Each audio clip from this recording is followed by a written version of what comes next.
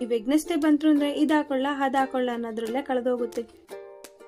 Hi hello ಎಲ್ರಿಗೂ ನಮಸ್ಕಾರ, welcome back to one more mini blog. ಇವತ್ತು ವೆಗ್ನೆಸ್ಡೇ ಆಗಿದ್ರಿಂದ ಆ ಡ್ರೆಸ್ ಹಾಕೊಳ್ಳೋ ಈ ಡ್ರೆಸ್ ಹಾಕೊಳ್ಳೋ ಅಂತ ತಲೆಗುಳ ಬಿಡ್ಕೊಂಡು ಕೊನೆಗೆ ಯಾವುದೋ ಒಂದು ಹಾಕೊಂಡು ಟೈಮ್ ಆಯಿತು ಅಂತ ತಿಂಡಿ ಎಲ್ಲ ಮುಗಿಸ್ಕೊಂಡು ಸೀದಾ ಕಾಲೇಜ್ ಕಡೆ ಹೊರಟೆ. ಆಲ್ರೆಡಿ ಕ್ಲಾಸ್ ಕೂಡ ಸ್ಟಾರ್ಟ್ ಆಯಿತು. ಹಾಗೆ ಪಲ್ಲಿ ನಮ್ಮ ತರಲೆ ಪುಟ್ಟಿ ಐಲೇನರ್ದು ಆ ಬಸ್ ಕಂಡಕ್ಟರ್ ಕತೆ ಹೇಳ್ತಾ ಇದ್ಲು. ನಾವೆಲ್ಲರೂ ಹಿಂಗೆ ಕೇಳಿಸ್ಕೊಂಡು ಕೂತಿದ್ವಿ.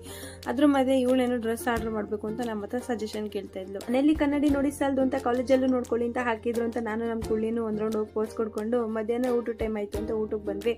ಈ ಮೇಡಮ್ ಅವ್ರದ್ದು ಯಾವಾಗಲೂ ವಿಚಿತ್ರ ಕಾಂಬಿನೇಷನ್. ಇವತ್ತು ದೋಸೆಗೆ ಬೀಟ್ರೂಟ್ ಪಲ್ಯ ಮಾಡ್ಕೊಂಡು ತಂದಿದ್ಲು. ಹೆಂಗೋ ಅವಳು ಕಾಲು ಹೇಳ್ಕೊಂಡು ಊಟ ಎಲ್ಲ ಮುಗಿಸ್ಕೊಂಡಾದ್ಮೇಲೆ ಇವತ್ತು ಲಾಸ್ಟ್ ಗೇಮ್ ಇತ್ತು. ಸೊ ಹಾಗಾಗಿ ಎಲ್ಲರೂ ಪ್ರಿಪೇರ್ ಮಾಡ್ಕೋತಾ ಇದ್ರು, ನಾವು ಕೂತ್ಕೊಂಡು ಸುಮ್ಮನೆ ನೋಡ್ತಾ ಇದ್ವಿ.